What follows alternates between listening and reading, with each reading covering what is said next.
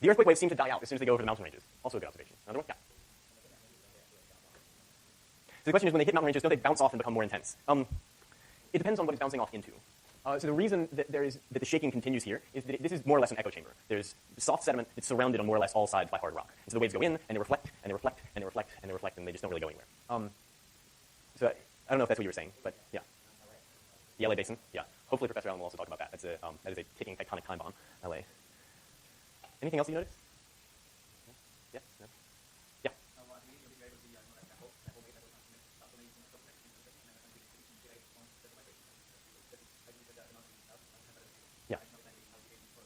Yeah, so what you're noticing is the pattern of the colors, right? You've got green, blue, as the earthquake is propagating away, and then it just becomes a jumbled mess of green and blue spots that sort of appear and disappear after it's been rupturing for a while, or after the earthquake is shaking for a while. So notice that. You see it's a pretty clear pattern of lines of green and blue. They're moving away from the fault, but as soon as the fault stops rupturing, and as soon as that initial shaking stops, it's just everything is going everywhere. Okay, so that's because stuff is reflecting, right? So right at the beginning, you've just got a very concentrated amount of energy that's coming straight from the fault and not interacting with very much. And the more time you have, the more time it has to interact with various geologic boundaries and bounce around and interact with other waves, and it gets very, very complicated. Yeah. Okay, so yes, the question is, earthquakes start, how or why do they stop? This is a fabulous question, and nobody really knows. Yeah.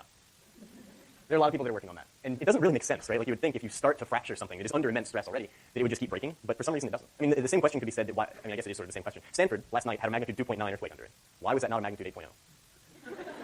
No, sorry, I'm not expressing any desire here. But it is a valid question, right? Why was it not a magnitude 8? Why did it stop at a magnitude 2? And if it's on the San Andreas fault, it clearly has a probability. It has a possibility of rupturing at full length, but it doesn't. It's a really good question, and I wish that we had an answer, and I hope that we have an answer by the time that I die, but we may not. So going back to this, where do the people live? Where's the majority of the concentration of the population of the Bay Area? I'm going to allow someone to use a laser pointer if they want to answer this question. This is exciting, right? Oh, just walk right past you. Okay, it's that button. Yeah. So there are lots of people that live all along the Hayward Fault, and there are lots of people that live down here. There are also lots of people that live here. Basically, it's everywhere you see gray on this map, right? The gray is roads and buildings and things like that. Where do people like to build buildings? They like to build buildings where it's flat or where it's hilly. Flat. Would you rather be in a building that's on a flat plain or on a hill in an earthquake? Looking at this video, would you rather be in this flat plain down here, or would you rather be in the hills that are just to the east?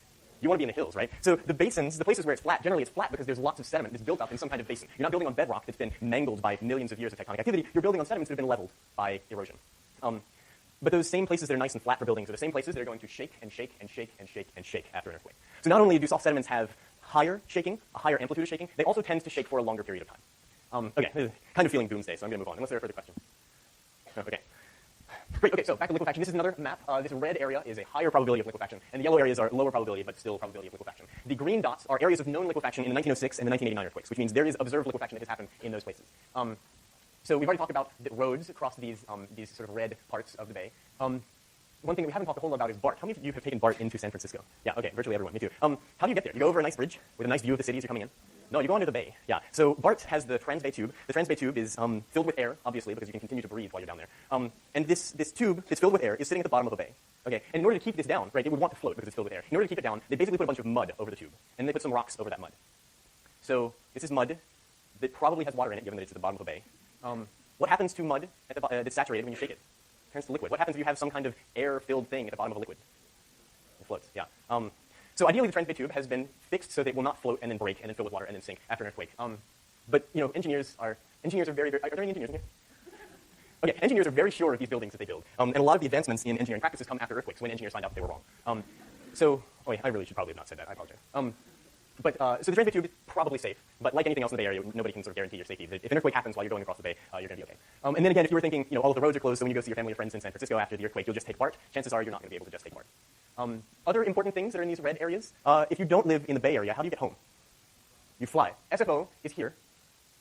That's in red. And Oakland Airport is here. That's also in red. So airplanes require pretty smooth ground in order to be able to take off. And if you have liquefaction and the ground spreads and your runway becomes not so level anymore, airplanes are going to have a hard time taking off and landing. And it's also going to take a long time to fix. So if you want to get home by airplane, you might need to find a way to get to Sacramento because that guy is probably going to be out of commission, and this is also likely going to have suffered a pretty good amount of damage. Great, and then this is the Alameda Naval Air Station, so even if you know someone who might give you a ride home in an F-18, you're probably not even going to be able to take that off. Okay, what else do I want to say about this? Can anyone see Treasure Island on this? It's dark red. Treasure Island is the really flat one to the north, right? And Yerba Buena Island is the much less flat one to the south. It's really hard to see Yerba Buena. Can anyone see Yerba Buena on this map? Probably not. What are the chances that it's going to liquefy? very small, right? It's a bunch of bedrock. It's rocks that are literally sticking out of the bay. So the reason that the bridge goes through Yerba Buena Island and not through Treasure Island is because Yerba Buena Island is much more sturdy than Treasure Island is. So at least the bridge, ideally, is going to fare well. I guess I'm not going to make any promises again, but ideally will fare well. Any questions about this? I'm going to move on to images from Kobe. These are images of liquefaction. The port of Kobe. Kobe is a coastal town, much like East Bay is more or less a coastal town. There was a large port in Kobe, much like there's a large port in Oakland. And this is what the port of Kobe looked like after the earthquake in 1995. Clearly not operable. This is some sort of concrete road where large forklifts or other heavy machinery would move these containers from the ships or from the cranes back to trains and trucks and things. But you're not driving a forklift down that road anytime soon. So the Kobe port was put out of commission by this earthquake for a fairly long time. So with that said, where's the port of Oakland? In the red. It's like right here. The Port of Oakland, we might not think about it a whole lot, but the Port of Oakland is the fourth largest port in the United States. It processes about $30 billion worth of goods every year. And so if we were to lose the Port of Oakland, not only would that be a hit to Oakland's economy, or the entire Bay Area's economy, but the entire country would feel the damage from that earthquake. So $30 billion of goods. There are hundreds of millions of dollars in taxes from the port that go to Bay Area governments every year. And there are about 100,000 jobs in total that are either directly related to or spun off of the Port of Oakland. So a very important thing that would, at the very least, be out of commission for a while, if not the economic impact of it be permanently damaged. So onto the Bay Bridge. These are images from Loma Prieta. This, again, is that 50-foot cantilever section that came down during the shaking. And I'm not totally sure what all these people are doing. It looks like this is after they have completed it, but I don't know. But this bridge is gone anyway, so it doesn't matter that much. The new bridge is ideally going to be better. If you want to know more about the new bridge, you should come to my office hours. It is what's called a self-anchored suspension bridge, which is interesting in its own right, but not the perfect idea, but about as good as they could have gotten given the local geology. Okay. But this part of the bridge was deemed unsafe. This is kind of crazy. We usually think of bridges as being very structurally sound buildings. I guess not buildings, structures. Structurally sound structures sounds kind of bizarre, but they are very structurally sound structures. We think of them at least. And the idea we all think is that these pylons are going deep, deep into the mud, and at some point are laying on bedrocks or something that doesn't move. Right? Surely this bridge is not just sitting in the mud, right? So it turns out that the support for the majority of the eastern span, the old eastern span of the Bay Bridge, is built on top of old-growth redwood that they cut down and sunk in the mud as far as they could sink it, and then left it there. So this support is basically built on a wooden platform that's floating on top of the mud. So this is why they replaced the bridge. The new bridge actually does go all the way down to bedrock, but the bedrock's a long way down, so it's hard to get to. But okay, we don't need to worry about this bridge anymore because this bridge, no one's going to drive across it again, hopefully. It's actually really fun to watch them taking down this bridge, right? I kind of was hoping they would just blow it up and let it fall into the water, but they didn't do that. So transportation summary. This is a summary of sort of things we've talked about today. There are going to be roads that are closed. Those are these sort of red guys here. There are going to be bridges that are closed. More red guys here. Airports are going to be closed or damaged seriously. That includes this Alameda Naval Air Station, Oakland Airport, and the San Francisco Airport. I guess I totally forgot about the San Jose Airport. I apologize to those of you from San Jose. I forgot about it. You might could drive down there and get an airplane there. And BART will also almost certainly be out of commission here. Also, wherever BART crosses the fault, chances are it's not going to stay intact. And this is not just immediately following the earthquake. Repairs have to be done in order for you to get around the Bay Area. So the question is, how long would this take? It took them on the order of months to years to repair the Bay Bridge and the Nimitz Freeway from 1989, and that was basically one section of freeway. We're talking about the part that collapsed in 89 basically ran about this far. So we're talking about 10 times more damage than that, and how long is it going to take to repair all of that? Simply to get to the point where you can now travel around the Bay Area like you could before the earthquake, much less get equipment to those places and rebuild buildings and rebuild power stations and that sort of thing. So a very tough transportation summary. In addition to transportation, we've got electric power issues, right? People are going to lose power. Transmission lines are going to come down. But not just transmission lines. All of these yellow guys are transmission lines, these yellow lines. The yellow dot with the red circle is a damaged substation. And the yellow dot with the blue circle is an undamaged substation. Do you see any undamaged substations? There's one. It's right here. That's not really going to affect us that much. So lots of damaged substations people are going to have to figure out how to get to, and then they're going to have to repair. And then there are also some damaged power plants. All of these guys, it's not just where they take energy and convert the voltage or what have you. That's where they're generating electricity. And so if those guys go down, we will be out of power for potentially a long time. So this red hashed area is the area of extended power outage. I have no idea what extended power outage means, but you might want to think about doing your homework by candlelight. So I grew up in Alabama and actually had to do my homework by candlelight a number of times when hurricanes would come through. And I burned my geometry homework in 9th grade by accident on this candle. And the teacher didn't believe me when I said I burned my homework. I passed anyway. So don't do your homework by candlelight. Okay, and then there's also gas. Gas is another big issue. Gas is not only a big issue because of the damage that can happen to the power line or the gas lines, and therefore you don't have gas when you turn on your gas stove. It's also an issue because what does gas do? Why do we use gas? What do we use it for? We burn it, right? Okay, and if you have a ruptured gas line that's outside your house and then a spark happens, what happens to your house?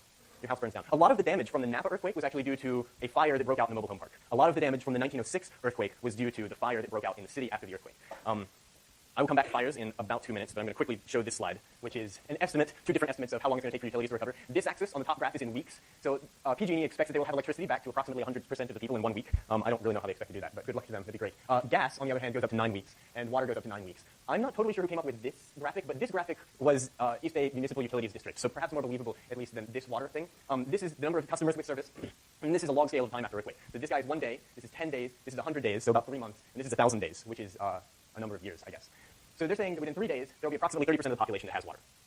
3 days after the earthquake. Only 3 in 10 people have water. 3 in 10 of the customers of all of EB Mud have water. After 9 days, it's up to about 60%. After 2 months, it's still below 90%. So 1 in 10 people will still not have water after 2 months after an earthquake. And they don't expect to have everything fully recovered until 2 years after the event. So I guess those are sort of 2 end member cases. This is 9 weeks, and that's 2 years. But take your pick, it's probably going to be somewhere in between those. So I'm going to go back and talk about fire. So in 1991, I don't remember this, obviously. But, in 1991, this was a fire that broke out in Oakland. It destroyed about 3,000 homes and was set off by I feel bad saying this in Berkeley, it was a homeless person's campfire. He was trying to stay warm. It got out of control and ended up burning 3,000 homes. So it's possible that something like this could happen in an earthquake. What's the difference between this fire that happened in 1991 and the fire that might happen after an earthquake? Yeah. Exactly. That's a huge factor. If you turned on a fire hydrant, if you're a fireman, and you turn on a fire hydrant, in this fire in 1991 with no earthquake, water's going to come out of the fire hydrant, which is really helpful for fighting fires. If there's an earthquake and water mains break, you can turn that fire hydrant as many times as you want and no water's coming out. How do you fight a fire if you have no water coming out of fire hydrants? I have no idea. I have not been trained in it. It would seem like it would be really, really hard. Okay, so you have broken pipes, which means there's very little water that you can use to fight these fires. On top of that, this is one fire. You know, if there's an earthquake, is there a chance that we might have more than one fire? If gas lines break everywhere, and people aren't vigilant about using fire extinguishers to put out small fires, you could have 2, 10, 20 fires. So your fire department is going to be totally overwhelmed and is going to have no water. So this is really important for you as a person who has a house, as a person who may or may not have a gas connection. You need to know to look for sparks, look for a fire, and put it out before it gets big. Because the bigger it is, the harder it is to put out. I guess those are the 2 main differences I can think of. Oh, no, there's a third difference. In this fire, the fire trucks could get to the fire if they wanted to. They did, sorry. They did want to get to the fire. They were able to get to the fire. So the fire trucks could get here. If you have lots of buildings that are made of, say, brick that fall down into the street, fire trucks can't just sort of roll over these fallen buildings. They may be able to wait, I shouldn't say that. Yeah, so the fire trucks may not even be able to get to the fires. If they get to the fire finally, they probably don't have water with which they can fight the fire. And then there are lots and lots of fires that they'll have to go to and try and make their way to. So it is a number of really, really big issues. Fire is the biggest wild card when it comes to earthquakes, and something that you as a person who has the ability to put out a small fire before it gets big really need to remain vigilant of. Okay, so sometimes we talk about the delta. I guess I should just briefly say this light green area is stuff that is below sea level. How does that happen, you say? We'll talk about that later in the semester. I hope. I usually talk about it later in the semester. I don't actually know whether or not Professor Allen will. But this is below sea level, which means that there are levees that are holding back seawater from this nice farmland. These levees are primarily made of, you guessed it, dirt. And so when an earthquake happens, you have dirt that's saturated by water, the water that it's actually holding back. You shake that dirt, the levee fails, and rather than having fresh water that flows out into the bay, because this area of nice, wonderful farmland is below sea level, you'll have brackish, salty water that flows into the farmland. So ideally, this won't happen. But if it did, that would be particularly bad, right? Because does anyone know what Rome did when they sacked Carthage to make sure that no one would ever be able to build a city there again? They salted the fields. So if you salt the ground, it makes it infertile land. And if this becomes infertile, that would be really bad. And not only that, but this is a map of where different parts of California get their fresh water. This is Los Angeles, south coast. And the size of the arrow basically corresponds to how much water goes from point A to point B. So approximately half of the water that the Los Angeles area uses comes straight along the California aqueduct, which goes straight through the Central Valley, goes straight through this. Do I have a map? I do have a map. Goes straight through this low-lying area. I can't read this. Does anyone see where it says California aqueduct? There it is, California aqueduct. So their water flows right through this region that could become contaminated with salt water. And then obviously a lot of our water also comes through here. So long story short, not ideal. Okay, so I don't really like giving the doom and gloom lecture, but there you have it. Are there any questions? Okay, great. Come next Tuesday, have a good weekend, and sign up for a GSI. Come down here if you didn't receive that email, and I will write down your information.